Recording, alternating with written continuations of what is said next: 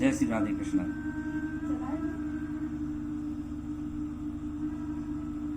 पिछले एपिसोड में आपने सुना कि रत्नों की आधुनिक इतिहास क्या है। रत्नों के आधुनिक इतिहास के बारे में आप लोगों ने सुना। आज हम आपको रत्नों की काट के बारे में बतलाएंगे कि प्रायः रत्नों को हम जैसा देखते हैं मूल रूप से वो रत्न उस प्रकार से नहीं रहते। खानों में, समुद्रों में, पेड़ों में पाए जाने वाले जो रत्न होते हैं वो बड़े बिरढंगे आकार के होते हैं, देखने में भद्दे होते हैं, सुंदर नहीं होते, चमक उनमें नहीं होती। तो उनके सौंदर्य को जगाने के लिए, उसमें चमक लाने के लिए उसको फैक्ट्रियों में, कारखानों में ले जाकर के उसकी काट की जाती है। जैसे शीशे को जितना तराशा जाता है, शीशे में चमक उतनी ज्यादा आती है, तो उसमें चमक लाने के लिए रत्न को तराशा जाता है, उसकी काट की जाती है। क्योंकि रत्न जितने तराशे जाएंगे उसमें उसकी चमक उतनी ज्यादा बढ़ेगी, और रत्नों में चमक जितनी ज्यादा बढ़ती है उसका पावर, उसकी ग्रेविटी उसकी उतनी ही ज्यादा बढ़ती जाती है। इसलिए कभी भी रत्न, भद्दे वाले रत्न नहीं लेने चाहिए। अतः जो ओरिजिनल मोती होगी उसका आकार भी बेडोल ही होगा, क्योंकि मोती एक ऐसा कोमल रत्न है कि जिसको बहुत ज्यादा अगर तराशा जाएगा तो मोती टूट जाएगी। जैसे मोतियों में बसरा की खाड़ी की मोती सबसे सर्वश्रेष्ठ मानी जाती है, बसरा की खाड़ी की मोती, क्योंकि बसरा की खाड़ी की जो मोती होती है वो समुद्र से जो पाई जाती है वो बेडौल होती है, बेडंगी होती है।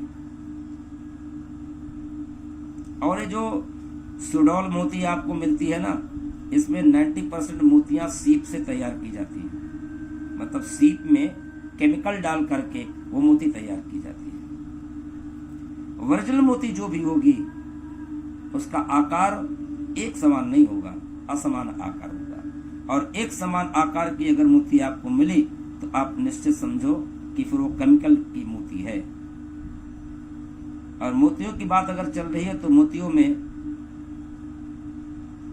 गोमुखी मोती श्रेष्ठ मानी गई है, बसरा की खाड़ी की बात। तो खैर ये मोती के बारे में अभी विस्तृत चर्चा होगी। तो यहाँ पर बात हो रही थी कि रत्नों की काट, और रत्नों के काटने की क्रिया का आविष्कार सबसे पहले भारतवर्ष में ही किया गया, ऐसा माना जाता है। 100% तो नहीं है, लेकिन ऐसा माना जाता है कि रत्नों के काटने का कार्य, इसका आविष्कार सबसे पहले भारत में ही हुआ।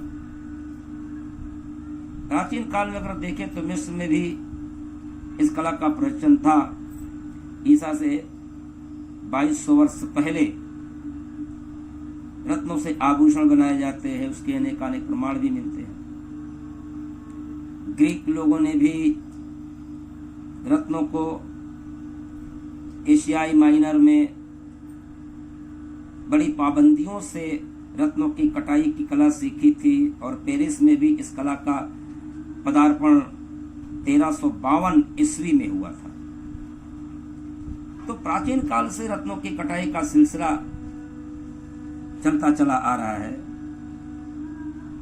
तो रत्नों की कटाई का उपयोग उनके अधिकतम तत्व के रूप में प्राप्त हो सके इसलिए किया गया, और इसी कारण से प्राचीन भारतीय रत्न अनियमित आकार के पाए जाते हैं। 12वीं शताब्दी के बाद यूरोप में देखिए, इसमें भी, यूरोप में भी रत्नों के काटने का सिलसिला चला। 19वीं शताब्दी में यह कला भारत में बहुत ही ज्यादा अच्छे रूप में विकसित हुई। तो आधुनिक युग में रत्नों की कटाई की कला अपने उन्नति के चरम शिखर पर जा पहुंची। शताब्दियों के अनुभव के आधार पर यदि देखा जाए तो रत्नों की कटाई के 30 से अधिक प्रकार प्रचलित हो चुके हैं। और रत्नों की कटाई क्यों की जाती है? क्योंकि जो रत्न चमकदार नहीं है, चमकहीन रत्न है, उन चमकहीन रत्नों में चमक लाने के लिए, उनको पारदर्शक बनाने के लिए, उन रत्नों को इस प्रकार का रूप देना कि उन पर पड़ने वाला संपूर्ण प्रकाश अधिक से अधिक मात्रा में परावर्तित होकर दर्शकों की आंखों में लौट आए और इस प्रकार से रत्न को और अधिक जाज्वल्यमान, मतलब ग्रेविटी वाला दर्शकों को प्राप्त हो सके। तो अनेकानेक रत्नों की काट भी है, लेकिन इस रत्नों की काट कई प्रकार से की जाती है। तो कुछ रत्नों की काट आपको हम यहाँ आपके ज्ञान के लिए आपको बताने का प्रयत्न करते हैं। जैसे पहली काट है कम्बोशौग। ये काट इकहरी काट होती है और दोहरी प्रकार की होती है।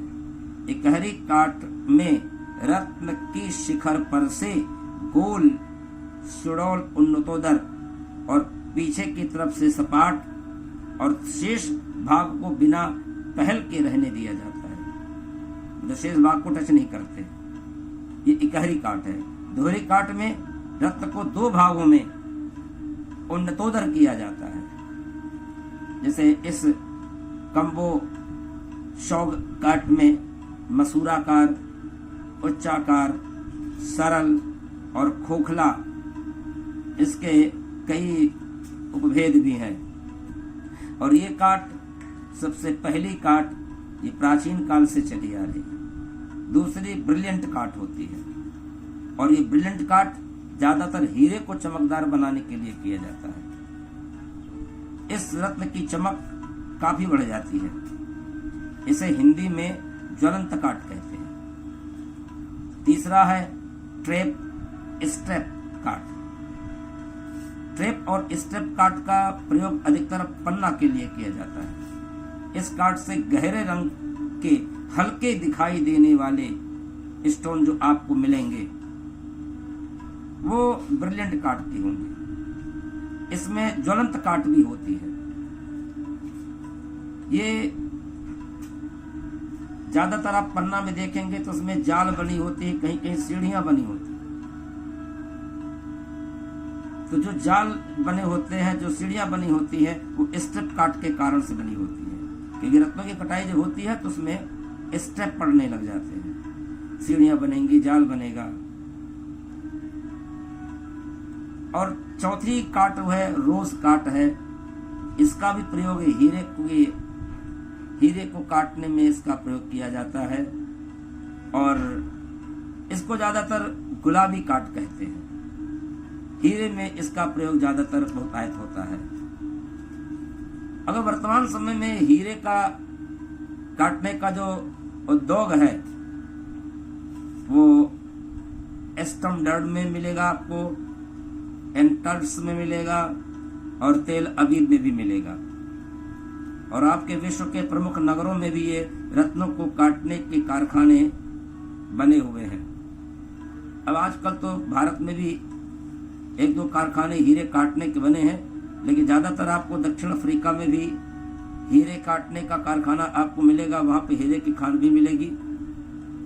तो इसलिए कि देखने में हीरा जब निकलता है तो उतना ज्यादा खूबसूरत नहीं होता, उसमें उतनी ज्यादा चमक नहीं होती है।